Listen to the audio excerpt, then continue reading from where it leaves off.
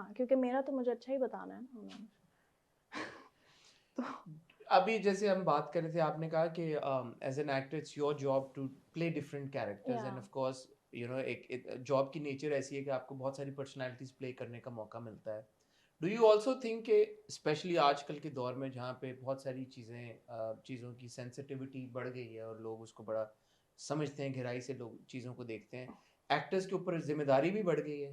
Do you feel responsible यार कि मैं जिस कहानी का हिस्सा बनने जा रही हूँ, जो कहानी बताने जा रही हूँ, उसका ऑडियंस के ऊपर इम्पैक्ट क्या होगा? आपका क्या थॉट प्रोसेस, या आपको लगता है कि यार और जैसे एक सर्टनली एक स्कूल ऑफ थॉट है कि ड्रामे या फिल्में जो हैं वो कोई आपको एजुकेट करने के लिए नहीं बनाई जाती, एंटरटेन करने के लिए बनाई जाती हैं। They should be room for all sorts of stories and all sorts of characters. क्या आपका थॉट प्रोसेस है? मेरा थॉट प्रोसेस थोड़ा डिफरेंट है। मुझे नहीं लगता, लॉट ऑफ पीपल थिंक कि now they have the responsibility and they are responsible for the stories that are being told and whatever character that they playing. I personally feel कि जिस तरह I played a Muskaan, I played a Nimra, and you asked me why, and you know why not.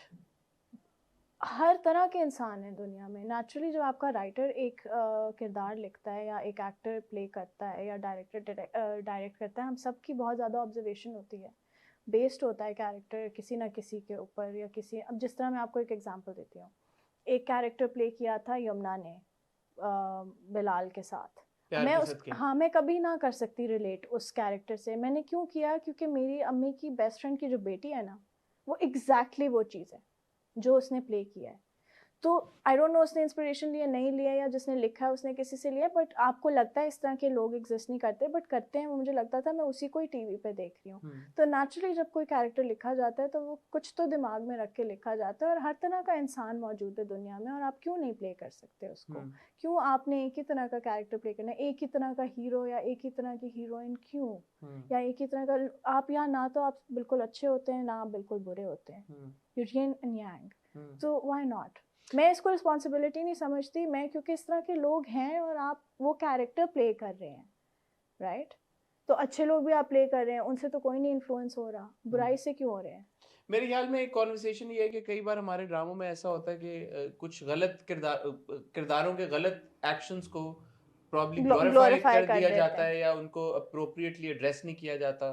Domestic violence की बहुत सारे ऐसे वाकयात होते हैं, abuse की बहुत सारे ऐसे सीक्वेंसेस होते हैं जिनको बड़े कैजुअली डील कर दिया जाता है। बट मेरा सवाल इससे रिलेटेड यूं था कि खई के बारे में एक बात ये भी हो रही है कि, और मैंने फैसल से भी ये बात पूछी थी कि एंड यू अगेन डायरेक्टली आपका इस बात से ताल्लुक नहीं है, but you seem somebody who will have insight into this and an opinion, कि आपने पख्तून कल्चर को हाँ, स्टीरियोटाइप कर दिया है। सबसे पहले तो मेरे ड्राइवर ने ही गिला किया मुझसे। अच्छा किया। सबसे पहले मैं गाड़ी में बैठी, पहले एपिसोड या 2 एपिसोड आने के बाद से कहा, आपने हम बटानों को बड़ा गलत दिखाया है। मैंने कहा सॉरी लाल। ठीक है, हिज नेम इज लाल। तो बट लाइक अब ज़रूरी तो नहीं हम ये दिखा रहे हैं तो अब हर कोई वही करेगा जो ये कर रहे हैं, बाकी ये होता है। मैं खुद अफ़गान हूँ, तो हम पाकिस्तान इसी तरह आए थे क्योंकि खैर हो गई थी, अच्छा। मर्डर हो गया था मेरे ग्रैंडफादर के अब्बू से, किसी का गलती से, and then everybody your was great out. Grandfather. या great grandfather's father killed somebody by mistake, and everybody was by out mistake. by mistake. Yes, it was accidental. Okay. So everybody was out to get him his family. तो ये होता था, ये हुआ है, तभी हम उसका बाय प्रोडक्ट हैं, हम यहाँ आ गए। He had to But flee. that was like one could argue centuries ago, right? या बट आई मीन आप इंस्पिरेशन तो किसी ना किसी इवेंट से तो लेते ही हैं ना। तो मुझे भी ये बहुत वो लगता कि ये क्या बात कर रहे हैं, ये क्या कॉन्सेप्ट है, बट मुझे तो पता था कि हम इसी तरह यहाँ पे आए थे। इसी वजह से आए थे, तो ये होता था। बट सर्टनली यूर अवेयर कि ये कॉन्वर्सेशन एक है, एंड हाँ। लोग आपसे अगर कह भी रहे हैं तो इसका मतलब है कि ये एक सेंटिमेंट है, लोग ये समझते हैं यार कि जैसे आपने गन कल्चर दिखाया है अगेन।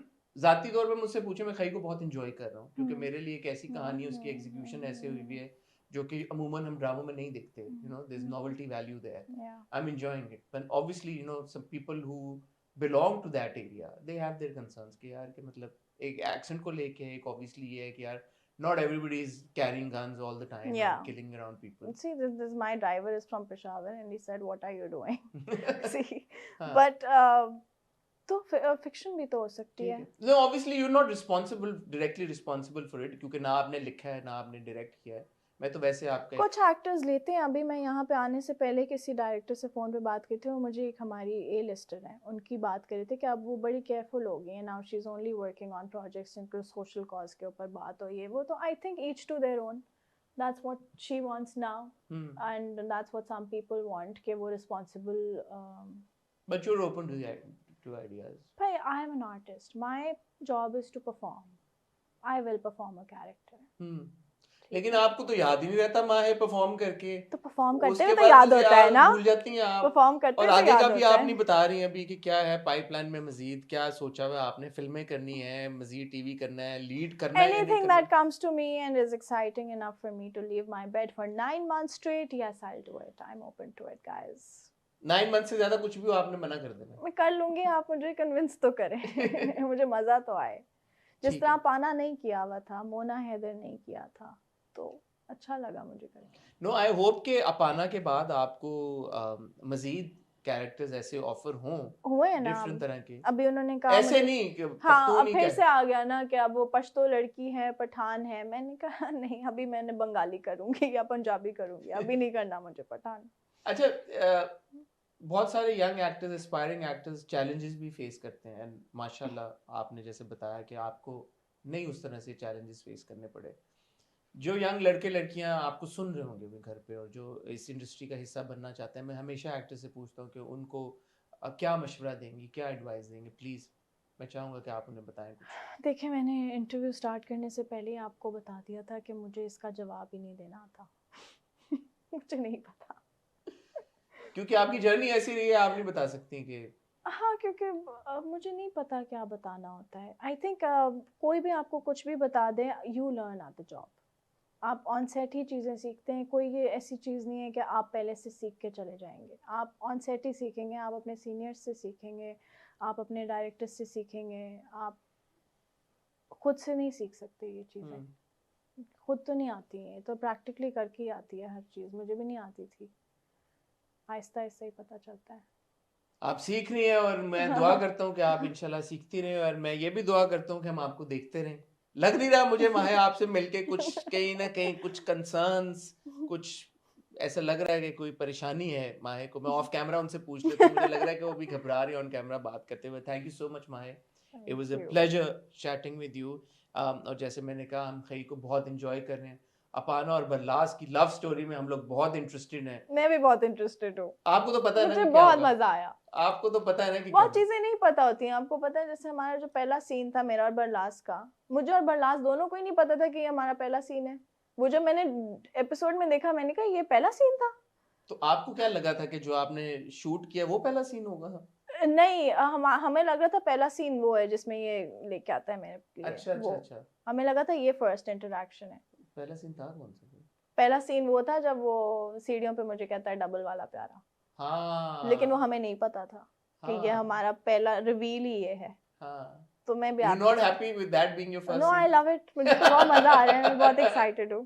बस बहुत मजा आया, आप लोगों को बहुत मजा आने वाला है सही में। बहुत मजा आया दुरे और शुजा के साथ काम करके, बहुत मजा आया सेट पे। सीनियर मैं आजकल हर चीज पे मुझे actually I am really enjoying life these days. तो मैं मुझे हर चीज में मजा आ रहा है। मैं अपनी बहन को भी कह रही थी, मैं आपको पता है मुझे तो बस बैठने का भी मजा आ रहा है। माशाल्लाह माशाल्लाह, जिंदगी हो तो ऐसी हो, हर चीज करें आपको मजा आए। तो इस इंटरव्यू का क्रक्स भी ये है कि माहे को हर चीज में आजकल बहुत मजा आ रहा है। ग्रे करके बहुत मजा आया, कई करके बहुत मजा आया, कई के अंदर जितने सवाल थे उनका भी यही जवाब है कि बहुत मजा आया।